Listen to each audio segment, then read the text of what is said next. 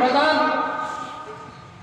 एका क्षणातच ते हनुमंतराया राजाची आज्ञा सुटल्यानंतर ह्या दोन आलेल्या मानवी देहाच्या धनुर्धारणला बघण्यासाठी ते गेलेले आहेत आणि प्रभू रामचंद्रांच्या समोर ते आलेले आहेत.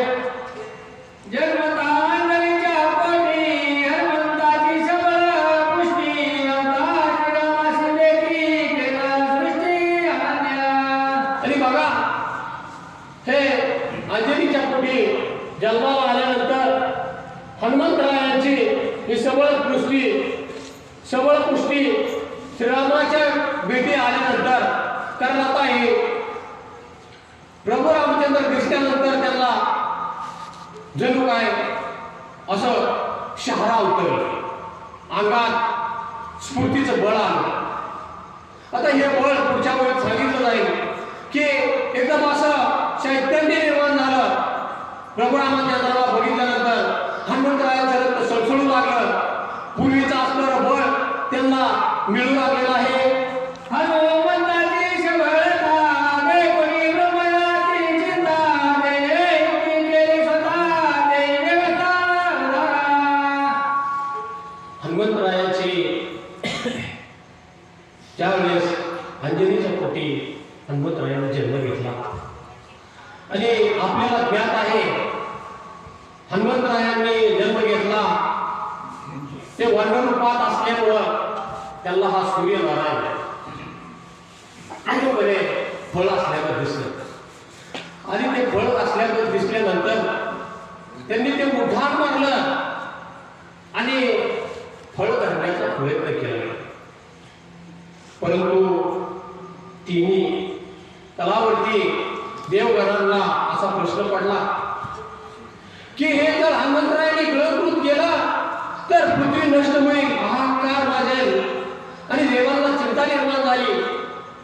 हे काय चाललंय इतकं जर बळ, कारण हे अंजनीचे तपास, हे अंजनीच्या तपाचं फलित होतं. शिवाचं तपश्चर्या केल्यामुळे हे फलित अंजनीला मिळालेलं होतं आणि इतकं ताकदवर होतं की ते कधीही सूर्याला गिळंकृत करेल. त्यामुळं इंद्र, ब्रह्मदेव, सर्व देवदेवतांना काळजी पडू लागली. आणि त्याच वेळेस बघा तुम्ही, इंद्राने खड्गाचा वापर केला आणि सूर्यापर्यंत न जाता हनुमंताला तिथंच पाडलं गेलं. त्यावेळेस मूर्छा पण आली आणि ब्रह्मदेवाने ज्यावेळेस ही दृष्टी सूर्य नाविलास होईल त्यावेळेस शाप दिला होता. शाप काय दिला होता ब्रह्मदेवाने की हे बळ क्षीण होईल आणि ज्यावेळेस उशाप दिला की ज्यावेळेस प्रभू रामचंद्रांची तुम्हाला भेट होईल त्यावेळेस हे बळ पूर्णपणे पूर्वपदावर येईल असे ग्रंथकर्ते मौली म्हणतात.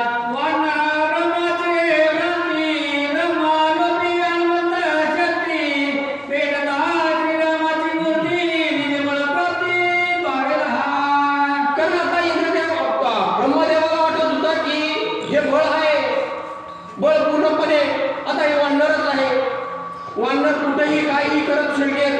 बघा तुम्ही, इंद्रदेवाला वाटत होतं, ब्रह्मदेवाला वाटत होतं आणि तशा कृती चालूही होत्या.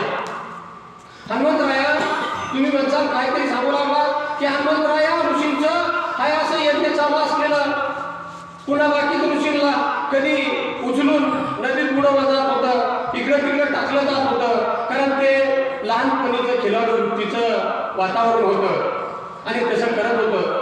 त्याच्यामुळं त्या देवांना भीती निर्माण होत होती. त्याच्यामुळं हा ब्रह्मदेवाने दिलेला शाप होता की जोपर्यंत प्रभू रामचंद्र भेटत नाही तोपर्यंत असणारे हे बळ तुला मिळणार नाही. तुला पूर्वपदावर येण्यासाठी प्रभू रामचंद्रांची भेट व्हावी लागते. त्या पद्धतीनं हनुमंतरायाच्या आणि प्रभू रामचंद्रांची भेट झालेली आहे आणि ते बळ पुन्हा प्रभू रामचंद्रांच्या हनुमंतरायांच्या अंगात पाचारण झालेलं आहे.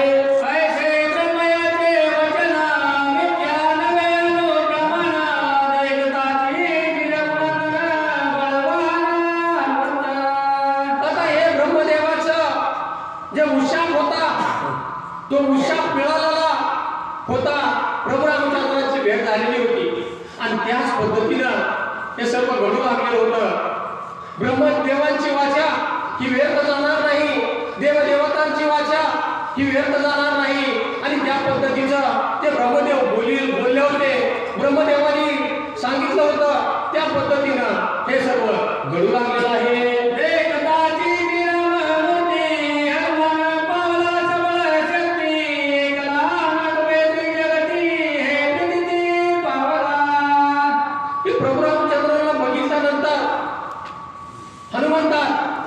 एवढी शक्ती आली की कुणालाही तिरी जगतात आकाश पृथ्वी आणि पाताळ इथं कोण न हरवू शकलेला अशी इतकी मोठी प्रबळ शक्ती माझ्या हनुमंतरायात आलेली आहे.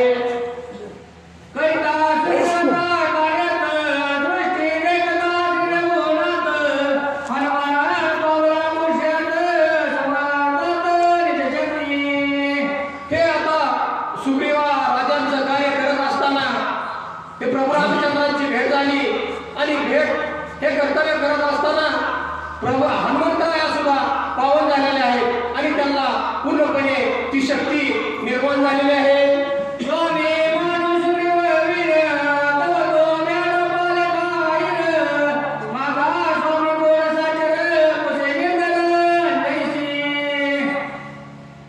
आता हनुमंतरायांना प्रश्न पडला की हे सगळं झालं, अंगी बळ आलं, शक्ती आली, ही आली, त्रिजगतात कुणी, परंतु माझा कोण आहे स्वामी? सुग्रीव आहे. सुग्रीव आहे, परंतु आताच बघितलं की प्रभू रामचंद्राला लक्ष्मणाला बघितल्यानंतर अगोदरच तर भावाची भीती होती आणि या दोघांना बघितल्यानंतर सुग्रीव राजा हे बिहारकडे पळून गेलेले आहेत. बिहारकडे पळून गेलेले आहेत. मग अशा बिहार व्यक्तीला मी कसा माझा गुरु मानतो?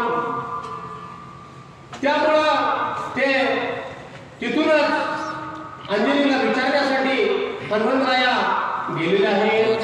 तुझे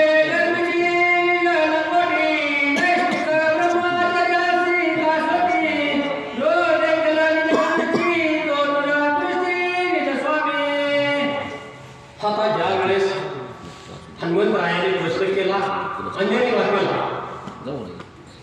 अरे माझा स्वामी कसा मी ओळखू? हे तर आताची याच्याकडे कार्यरत आहे प्रधान म्हणून, ते तर बिहार मूर्तीचे आहेत.